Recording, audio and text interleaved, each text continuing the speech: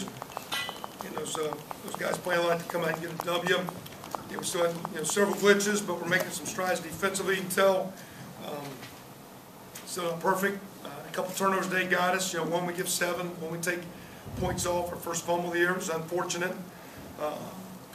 Stephen had a good streak of some touchdown runs that went away today, but he was one of the guys we recognized after the game because he's been one of our better players that set a tone of being a great practice player and really competing and playing at a high energy level. So, he had a turnover and quote lost his little streak of personal deal. He's one behind the scenes, one of our best team leaders. So, got a lot of respect for him. But it's good to get a win, and we'll kind of open up for questions. It's a tough win. It's good to get one. Second week in a row, I guess the front four was getting a lot of penetration, a lot of pressure. How important was that in terms of not having to maybe sell out to stop the run for Iowa defensively? Very important, very critical.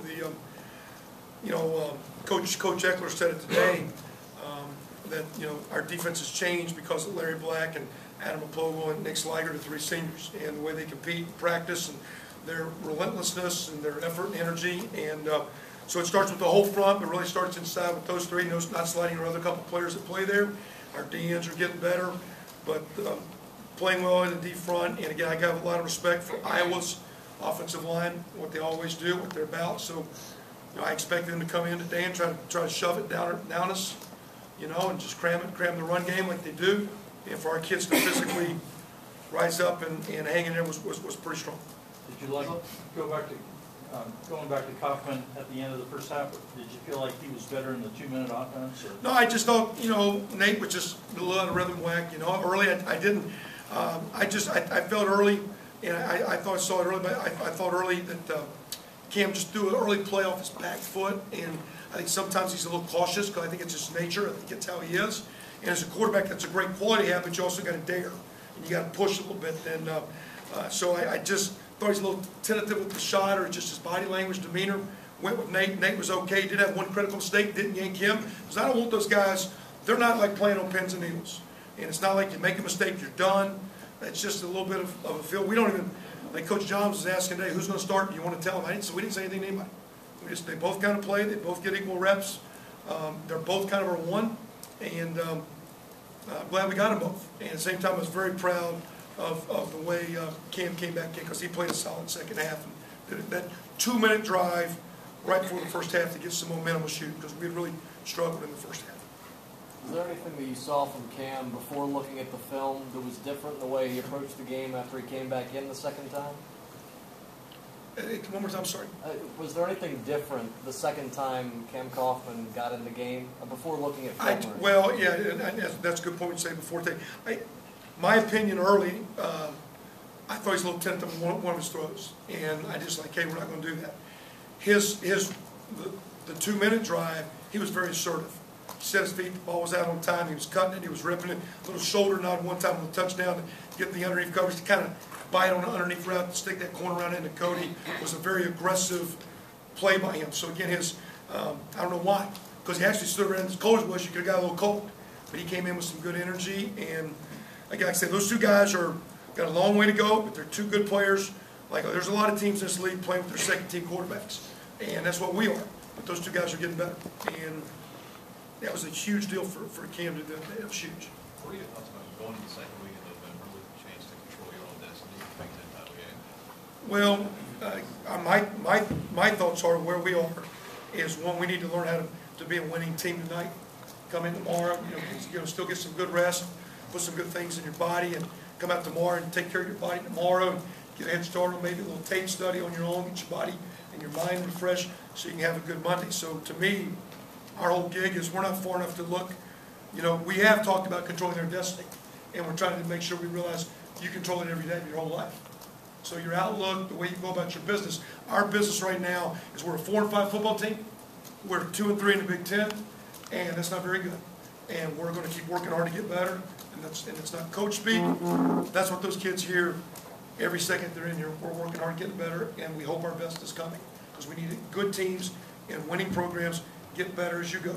Not year to year. They get better during the season. They get better down the stretch. We're going to keep pushing these guys because we need to play.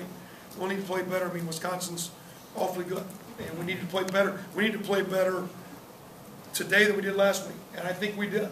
I don't like the 2 turnovers offensively, but outside of that, I think we've made some strides. We've got to keep making strides, and that's all we're going to do. That's all we're going to emphasize. We'll see if we can do it. In that bench, what does it mean to take a win and build off of it, to get all the the momentum you got after actually finishing off the game last week and build on it, make another step with that? It was good because, and it's not, again, I don't think our kids are going to get, quote, big head by any means. But do you learn how to still come back and be tough and work hard and prepare when you won a game? Don't lose sight of the reason why we were playing well coming short. Well, realize why we're playing well and keep working harder to get the result. Okay, now you got the result. Okay, do it again, keep working hard, and the result's going to repeat itself. So it's a little bit of the snowball mentality. You want to gain momentum as you're playing through the season, and we're emphasizing the kids got to buy it, and the kids got to do the work. And that's why, again, it's not about to me next week, it's about tonight and tomorrow that we come back getting our bodies right, that we can keep gaining momentum as we go. How important was Bolster tonight? Sorry? How difficult was the weather delay? And I always thought, Coach, I never heard Coach Stoops made a comment that it's always better when you're the home team in bad weather. It's a better facility, it's your place, you got all your stuff, and it's just a better deal. I took advantage, we had this opportunity in spring game, weather delay. So I talked about how we had properly prepared and we had controlled the weather that day to purposely have the weather delay in spring game, and we prepared. So to me, I told them this morning that we could say it's going to be cold and weather's going to be an excuse, but we're not making excuses anymore. They're playing the same environment, and all that matters is the way we play. And we started talking about that at 9:30 this morning, first thing up, because I actually anticipated it was going to rain during the game. So I think the weather turned out as positive, and we didn't talk. We're emphasizing worrying about what we control and keep getting ready to play. How important was Bolster tonight, just in terms of, especially it felt like sometimes when the pocket was breaking down, he found ways to slip over. He did, and it was really a good job by, I think it was most of the time when it happened, it was also Cam extending the play. Iowa structure plays a lot of match up man with their underneath coverage. So that being said, sometimes your guys don't get open real quick and protection breaks down. You've got to extend play. So part of that wasn't just Ted, but it was the ability of Cam to extend the play. And it wasn't like somebody missed a block. It's like they're playing their match man coverage. It takes a little time to get open. Protection breaks down. You got to extend the play. As the play got extended, I think their coverage broke down, and Teddy happened to be a guy get open. Teddy played great in the pass game. What was his numbers? Had 6 catches for 82, which is pretty good. We got to keep him coming along in the block game, because the better he blocks in a run game, the better player he is. But it was a good game for Ted. How much did Cody Latimer screw up tonight? Obviously, this was a couple of huge plays for you guys. How much He was good except for the goal line play. We were supposed to run him off, and he didn't, and Steven got tackled.